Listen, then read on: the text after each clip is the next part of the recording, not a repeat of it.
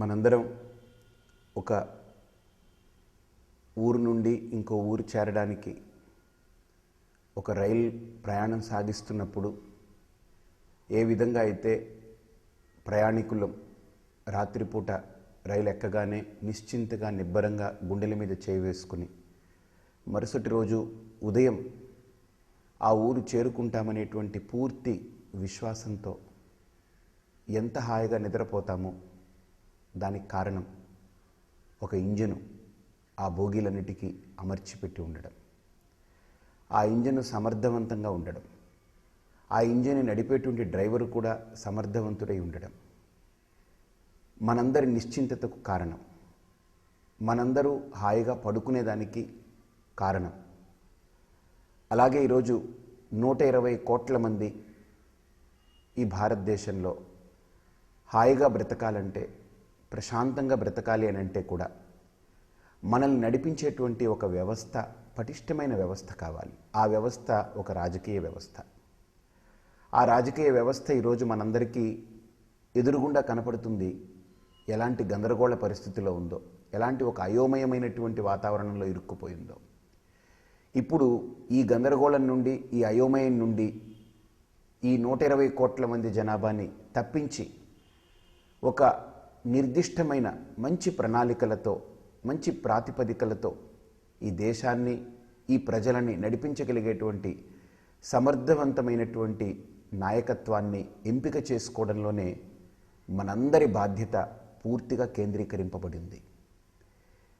ఇప్పుడు మనందరి ముందు ఒక పెను సవాలు ఎదుర్కోవాల్సినటువంటి సందర్భం. మనందరం ఈరోజు ఒక పెను సవాల్ని ఎదుర్కోబోతున్నాం. ఆ సవాల్ ఏంటనంటే, సమర్థవంతమైనటువంటి ఒక నాయకత్వాన్ని నిలబెట్టుకోవడంలో భారత రాజ్యాంగం ఇక్కడ ప్రతి వ్యక్తికి ఒక ఓటు అనేటువంటి ఒక హక్కునిచ్చింది. ఈ ఓటు హక్కు అనేటువంటిది 5 ఏళ్లకు ఒకసారి భారతదేశంలో ఉన్నటువంటి పౌరులందరూ కూడా, ఓటు హక్కు ఉన్నటువంటి ప్రతి పౌరులు కూడా తమ తలరాతను మార్చుకోగలిగేటువంటి అమోఘమైన శక్తిని ఇదిగో మీ చూపుడు వేలుకిచ్చింది. దీనితో ఈ దేశం యొక్క తలరాతను మనం మార్చడానికి సంసిద్ధులం కావాలి. ఓటు హక్కు కేవలం నేను ఓటుదారుని అంటే ఓటు హక్కుని పొంది ఉన్నటువంటి ఓటర్ కార్డు మాత్రమే నేను నమోదు చేసుకుని ఉంటే సరిపోదు. 5 ఏళ్లకు ఒకసారి వచ్చేటువంటి ఈ ఎన్నికలని నా యొక్క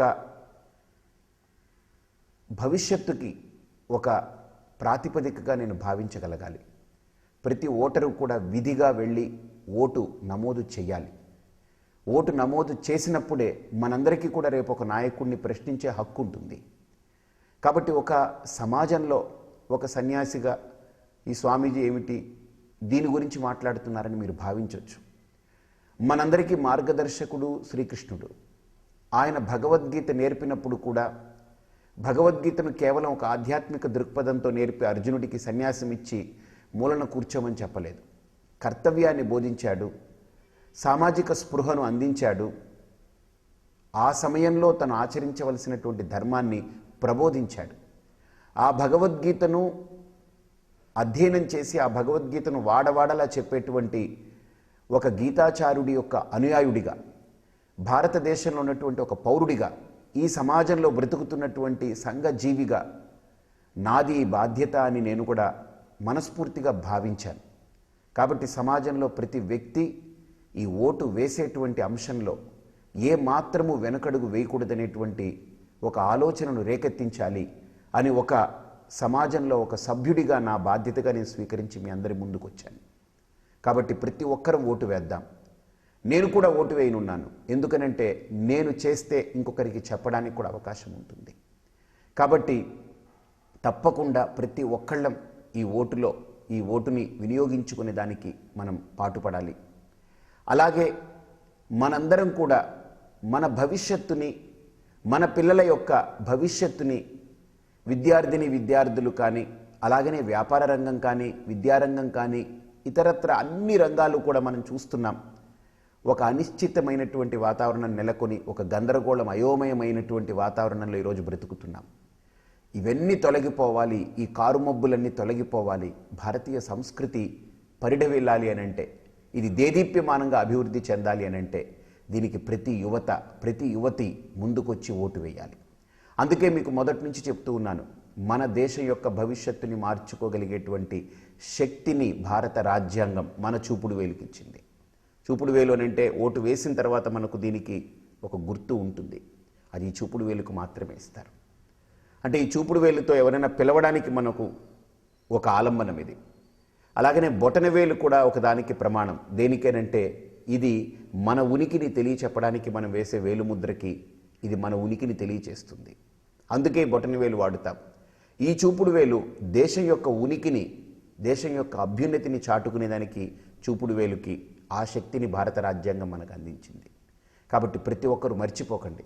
అలాగే ఒక నాయకుడిని ఎంపిక చేసుకునేటువంటి విషయంలో కూడా ఒక చిన్న ఉపమానం చెప్తూ ఉంటాం ఎప్పుడు కూడా పర్సనాలిటీ డెవలప్మెంట్లో. ఏంటనంటే ఒక నూతిలో కప్పలన్నీ ఎగురుతూ, ఆడుతూ, పాడుతూ, గెంతుతూ ఉంటాయి. ఆ కప్పలన్నిటికీ అనిపించాయి ఒకసారి ఏంటనంటే మనం ఇలాగా స్వేచ్ఛగా మన ఇష్టం వచ్చినట్లు బ్రతుకుతున్నాం, మనకు ఒక నాయకుడు కావాలి, మనల్ని కూడా సమగ్రంగా, సమర్థవంతంగా, సమిష్టిగా నడిపించగలిగేటువంటి ఒక పటిష్టమైన నాయకత్వం ఉండాలి, ఒక రాజు కావాలని కోరుకుంటాయట. అలా కోరుకున్నటువంటి కప్పలన్నిటికీ కూడా ప్రార్థన చేయగానే ఆ బావి పక్కనే ఒక పెద్ద చెట్టు ఉంటుంది. ఆ చెట్టుకి ఒక మొద్దు ఎండిపోయి ఉంటుంది. అది అక్కడి నుంచి పడిపోతుంది, నూతిలో విరిగి పడిపోతుంది. వీటి ప్రార్థనను మన్నించి భగవంతుడు ఒక రాజుని పంపాడు అనుకుంటాయి కప్పలు. కానీ ఆ పెద్ద మొద్దు నూతిలో పడడమే ఆ నీళ్ళు ఒక్కసారి పైకి చిమ్ముతుంది. ఆ కప్పలన్నీ భయపడిపోయి ఆ కన్నాల్లోకి వెళ్ళి దాచుకుంటాయి, తల దాచుకుంటాయి. ఆ పడిపోయినటువంటి మొద్దు ఆ నీళ్ళల్లో కొంతసేపు అలా ఊగుతూ ఉంటుంది. కొంతసేపటికి నీళ్లు కూడా కుదుట పడిన తర్వాత ఆ మొద్దు కూడా మెల్లగా కుదుట పడుతుంది, నిలకడగా ఉంటుంది. అప్పుడు ఒక్కొక్క కప్ప వెళ్ళి మనకు ఒక రాజు వచ్చాడు, చాలా గంభీరంగా ఉన్నాడు, చాలా పెద్దగా ఉన్నాడు, మనం చాలా జాగ్రత్తగా ఉండాలని అన్ని కప్పలు అనుకుంటూ ఉండగా ఒక కప్ప వెళ్ళి ఆ మొద్దు దగ్గరికి వెళ్ళి ఒక కాలుతోటి ఇలా అంటుంది. ఆ మొద్దు ఏమనదు. రెండు కాళ్ళు బట్టి పాకుతుంది, ఏమనదు. ఆ తర్వాత కప్ప మెల్లగా పైకి ఎక్కుతుంది, ఎగబాగుతుంది. ఎగబాగి పైకెక్కి కూర్చుంటుంది, తొక్కుతుంది. అన్ని కప్పలు బయటకు వస్తాయి, అన్నీ ఆ మొద్దు మీదకి ఎక్కి తొక్కడం మొదలు పెడతాయి.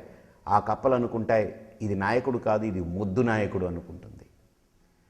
ఇప్పుడు అన్ని కప్పలు అనుకున్నాయి మాకు ఈ మొద్దు నాయకుడితో పనేమిటి, ఇలా మొద్దు నాయకుడు ఉంటే కుదరదు, ఆలోచన ఉండాలి, నడిపించగలిగేటువంటి స్ఫూర్తి ఉండాలి, మమ్మల్ని భయపెట్టగలగాలి, మమ్మల్ని శిక్షించగలగాలి, దండించగలగాలి, అలాంటి నాయకత్వం కావాలి అని ఆ కప్పలన్నీ ప్రార్థించినప్పుడు, మళ్ళీ ప్రార్థించిన తర్వాత ఆ బావి పక్కనే ఒక తాచుపాము చాలా రోజులుగా ఆకలిగా ఉంటుంది, పాపం దానికి ఏం ఆహారం దొరకదు. ఆహారం వెతుక్కుంటూ వెళ్తూ వెళ్తూ జారి ఆ బావిలో పడిపోతుంది. ఈ కప్పలు అనుకుంటాయి ఇంతలా ఉన్న మొద్దు నాయకుడే ఏం చేయలేకపోయాడు, ఇది సన్నగా ఒక నాయకుడు వచ్చి పడ్డాడు, పీలికలాగా ఉన్నాడు, వీడేం చేస్తాడనుకుని దాని దగ్గరికి వెళ్ళిన ప్రతి కప్పని ఆ పాము ఆకలితో ఉంది మింగడం మొదలుపెట్టేస్తుంది. ఈ కప్పలు అనుకుంటాయి అదేమో మొద్దు నాయకుడు, ఇదేమో కనిపించిన వాటినల్లా మింగేసే నాయకుడు, కాబట్టి మొద్దు నాయకుడు మనకు పనికిరాడు, అన్నిటినీ దొరికిందల్లా మింగేసే నాయకుడు మనకు పనికిరాడు. మన యొక్క భవిష్యత్తుని, మన యొక్క పూర్తి జీవితాన్ని భద్రతతో, చక్కటి ఒక సంరక్షణతో నడిపించగలిగేటువంటి, నిర్వహించగలిగేటువంటి సమర్థవంతమైనటువంటి పటిష్టమైన నాయకత్వం కావాలి. ఒక నాయకుడంటే స్వార్థాన్ని విడిచిపెట్టి, ఒక నాయకుడంటే పరమార్థమే కాకుండా, పురుషార్థమే కాకుండా ఈ భారతదేశం యొక్క సార్వభౌమాధిపత్యాన్ని నిలపగలిగేటువంటి పూర్తి బాధ్యతాయుతమైనటువంటి ఒక వ్యక్తిత్వం, మూర్తిభవించినటువంటి వ్యక్తిత్వం కావాలి. కేవలం అందలం ఎక్కిస్తే ఏదో పట్టుకుని నెచ్చనెక్కి ఎగబాకి అక్కడ కూర్చుని ఇది నాకు పదవి, దీన్ని నేను అనుభవించాలనేటువంటి ఆ అనుభవ భావం కాకుండా, ప్రతి వ్యక్తికి, ప్రతి వ్యక్తి యొక్క బాధను తుడిచిపెట్టి, ప్రతి వ్యక్తి యొక్క ముఖంలో ఆనందాన్ని చూసి తన ఆనందం పొందగలిగేటువంటి ఒక నాయకత్వమే కావాలి. అలాంటి నాయకత్వమే శ్రీరాముడి దగ్గర నుంచి మనకు అందింది. ఈరోజు మనం ప్రజాస్వామ్యం అని మనం అనుకుంటున్నాం. కానీ ఈ ప్రజాస్వామ్యాన్ని శ్రీరామచంద్రమూర్తి ఆనాడే రామాయణంలో మనకు ప్రతిష్టాపన చేసి చూపెట్టాడు, కొన్ని వేల సంవత్సరాలు, యుగాల కంటే ముందు. ఎలాంటి నాయకత్వం అని అంటే, ప్రజాస్వామ్యం అని అంటే, రాముణ్ణి ఆ రోజు రాజుగా అంగీకరించడానికి రాముడే ప్రజలని అడిగాడు, నేను రాజుగా మీ అందరినీ నడిపించగలను, మీ అందరికీ ఒక నాయకత్వాన్ని నేను వహించగలను, ఈ భారాన్ని నేను మోయగలను, నేను సమర్థుణ్ణి అని ఎంతమంది అంగీకరిస్తున్నారు అని అంటే ఆ రాజ్యంలో అందరూ రాముణ్ణే రాజుగా కావాలని కోరుకున్నారు. అప్పుడు రాముడు ఈ అంశాన్ని పరిశీలించిన తర్వాత మంత్రులు వచ్చి చెప్పినప్పుడు రాముడు అంటాడు, ఒక రాజు ప్రజల చేత ఏ రాజ్యంలో రాజుగా ఉండాలనుకుంటున్నాడో, ఏ రాజ్యంలో ప్రజలందరినీ కూడా సుభిక్షంగా నడిపించాలనుకుంటున్నాడో ఆ ప్రజలందరూ కూడా 99 మంది అంగీకరించి ఒక్కరు అంగీకరించకపోయినా ఆ రాజుగా ఆ స్థానంలో కూర్చునే అర్హతను కోల్పోతాడు. కాబట్టి 100 మందికి 100 మంది అంగీకరిస్తేనే అది ప్రజాస్వామ్యము, అదే నిజమైనటువంటి వ్యవస్థ అని రాముడు ప్రజాస్వామ్యానికి ఒక నిర్వచనం ఇచ్చాడు. కానీ ఈరోజు మనందరం ప్రజాస్వామ్యం అనుకుంటున్నాం. ఏమిటనంటే ఈ ప్రజాస్వామ్యంలో 60 మందే ఓట్లేస్తారు, అంటే 60% ఓట్లు నమోదవుతున్నాయి. ఈ 60% ఓట్లు నమోదైనప్పుడు దీన్ని పంచుకునేదానికి 6 పార్టీలు ఉంటున్నాయి ఒక ప్రాంతంలో. మనిషికి ఒక్కొక్క పార్టీ 5 ఓట్లు 10 ఓట్లు పట్టుకుపోతే ఆఖరికి గెలుపొంది స్థానంలో కూర్చునేవాడు 10 మంది చేత అంగీకరింపబడ్డవాడే అవుతున్నాడు. అంటే 90 మంది చీత్కరించినా 10 మంది అంగీకరిస్తే అతనే రాజై కూర్చుంటున్నాడు. ఈరోజు మనకు పట్టినటువంటి ప్రజాస్వామ్యానికి పట్టినటువంటి పరిస్థితి అంత హీన స్థితిలో మనం ఉన్నాం.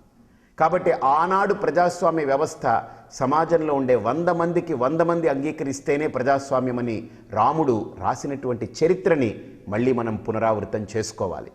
ఆ రామరాజ్యం తెస్తాము, రామరాజ్యం చూపిస్తాము అనేటువంటి నాయకులందరికీ కూడా ఇది ఒక్కటే ఆ ప్రశ్నకు సమాధానం ఏంటంటే రాముడు 100 మంది చేత అంగీకరింపబడ్డ తర్వాతనే రాజుగా కూర్చోగలిగాడు.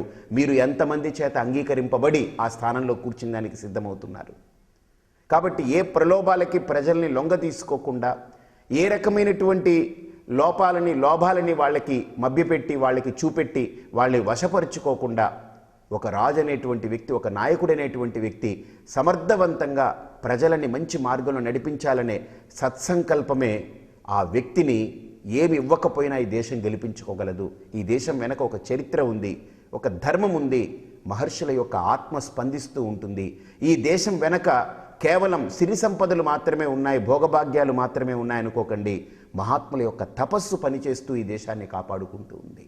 కాబట్టి ఎన్ని కష్టాలు వచ్చినా, ఎన్ని దేశాలు ఈ దేశంపై దండెత్తడానికి వచ్చినా, వాళ్ళు దండెత్తి దోచుకుని పోయినా, పారతంత్ర్యం చేసిన ఈ దేశాన్ని ఎన్ని రకాలుగా కష్టపెట్టినా ఇప్పటికీ భారతదేశం ప్రపంచంలో అత్యున్నతమైనటువంటి దేశంగా, సమగ్రమైనటువంటి సమర్థవంతమైన దేశంగా నిలబడగలిగింది అంటే దాని వెనక రాజుల యొక్క పరిపాలన మాత్రమే కాదు, మహర్షుల యొక్క తపస్సు ఉంది.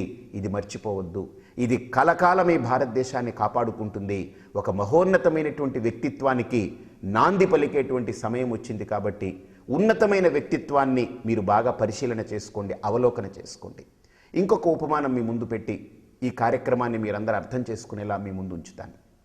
ఒక క్లాస్ రూమ్లో పిల్లలందరూ కూర్చుని ఉన్నారు.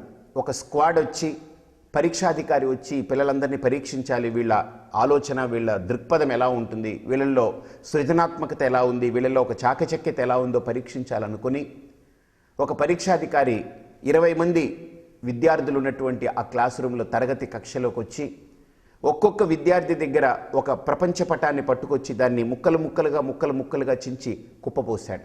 ఇలా 20 మంది ముందు కుప్పపోశాడు. కుప్పపోస్తే ఒక్కొక్క పిల్లాడు అయ్యో అందమైనటువంటి ప్రపంచ పటం, దీన్ని ఎందుకు ముక్కలు చేస్తున్నాడు ఈ నాన్న అనుకున్నారు. అయితే అందరి దగ్గర కుప్ప పోసిన తర్వాత మళ్ళీ తిరిగి ఆయన స్థానంలోకి, యథాస్థానంలోకి ఆయన వెళ్ళి కూర్చుని, మీ అందరికీ సమయం ప్రారంభమవుతుంది, మీకు 15 నిమిషాలు మాత్రమే సమయం ఇస్తాము, ఈ 15 నిమిషాల్లో ప్రపంచాన్ని బాగు చేయండి అని వాళ్ళందరికీ చెప్తే పిల్లలందరూ ఆశ్చర్యపోతారు. 15 నిమిషాల్లో ప్రపంచాన్ని బాగు చేయడం ఎలా కుదురుతుంది? అందులో ప్రపంచ పటంలో మీరు గీతలు చూస్తే అన్ని వంకర టింకరగా ఉంటుంది. అంటే ఈ ప్రపంచంలో మనుషులు వంకర టింకరగా ఆలోచిస్తారో తెలియదు, ప్రపంచ పటంలో గీతలు వంకర టింకరగా ఉంటుందో తెలియదు. ఆ రకంగా ప్రపంచ పటాన్ని మొత్తం 15 నిమిషాల్లో బాగు చేయాలనుకోవడం చాలా కలగా భావిస్తారు. అయితే అందరూ ఎవరి ప్రయత్నంలో వాళ్ళు ఉంటారు. ఒక్కడు మాత్రం ఇది చాలా కష్టమైన పని, అయినా సరే ప్రయత్నం చేస్తామని ఆలోచనలో ఉండగా ఆ పరీక్షాధికారి వచ్చి, నువ్వెందుకు పని మొదలు పెట్టట్లేదు, అందరూ ఏదో మొదలు పెట్టారు కదా, నువ్వెందుకు మొదలు పెట్టట్లేదంటే 15 నిమిషాల్లో ప్రపంచాన్ని ఏం బాగు చేయగలమండి అని ఆ అబ్బాయి నవ్వితే, ఇతను విస్తుపోయి తిరిగిపోతున్న సమయంలో ఆ విసురుకి ఆ కుప్పలో నుంచి ఒక 2-3 కాగితాలు, చించి పోసినటువంటి కాగితాలు ముక్కలు తిరగబడి కింద పడుతుంది. వాటిని తీసి మళ్ళీ కుప్పలో పెడదామని చెప్పి తీసుకున్నటువంటి పిల్లాడి యొక్క చేతిలో ఆ ముక్కను చూస్తే ఒక కన్ను కనపడుతుంది. అంటే తన అవయవాల్లో ఒక కన్ను ఎలా ఉంటుందో ఆ కన్ను బొమ్మ కనపడుతుంది. ఇది నాకు ఒక ఆలోచన పుట్టింది. ఏమిటి కన్ను బొమ్మ ఎందుకుంది దీంట్లో అనుకున్నాడు. ఆ కుప్పను పక్కకు పెట్టి జాగ్రత్తగా ఆ కుప్పలో నుంచి ఇంకో కన్ను బొమ్మ ఎక్కడ ఉందో వెతికాడు. 2 కళ్ళు దొరికాయి, ముక్కు దొరికింది, చెవులు దొరికాయి. అంటే తన అవయవాలలాగానే ఉన్నటువంటి ఆ పోలికలతో ఉన్నటువంటి అవయవాలన్నీ దొరికాయి. వాటిని అమర్చుకుంటూ వస్తున్నాడు, పేర్చుకుంటూ వస్తున్నాడు. నుదుడు పెట్టాడు, కనుబొమ్మలు పెట్టాడు, కళ్ళు పెట్టాడు, ముక్కు పెట్టాడు, చెవులు పెట్టాడు, పెదవులు పెట్టాడు, కంఠం పెట్టాడు, ముఖమైంది. అలాగనే ఒక్కొక్క అవయవం నిర్మాణం జరుగుతూ ఉంది. 3-4 నిమిషాల్లో మొత్తం మనిషిని నిర్మాణం పూర్తి జరిగింది. పూర్తిగా ఒక మనిషి, పరిపూర్ణమైనటువంటి ఒక వ్యక్తి మూర్తిభవించాడు. ఇంకా 4 నిమిషాలు సమయం ఉండగా ఆ పరీక్షాధికారిని పిలిచి, సార్ మీరు అడిగినట్లుగా ప్రపంచం తయారైపోయింది చూడండి అన్నాడు. ఆ పరీక్షాధికారి దీన్ని చూసి ఆశ్చర్యపోయాడు. అయినా వీడిని మళ్ళీ పరీక్షించాలనుకుని, ఒరే నేను ప్రపంచాన్ని బాగు చేయమన్నాను, ప్రపంచ పటాన్ని బాగు చేయమని చెప్పాను, నువ్వేంటి ఒక మనిషిని తయారు చేశావనంటే నవ్వుతూ ఆ అబ్బాయి చెప్పాడు, ప్రపంచం వెనకాల, ప్రపంచం ఎంత పెద్దదైనా అంత పెద్ద ప్రపంచం వెనకాల ఉండేది ఒక మనిషి. వాడు బాగుపడితే ప్రపంచం అంతా బాగుపడిపోతుందన్నారు. కాబట్టి అలాగనే ఇక్కడ కూడా మనం ఏదో చేయాలనేటువంటి తపన, ఎవడో వచ్చి చేయాలనేటువంటిది కాదు. మన బాధ్యత, మన కర్తవ్యాన్ని మనం నిర్వర్తిస్తున్నామా లేదా.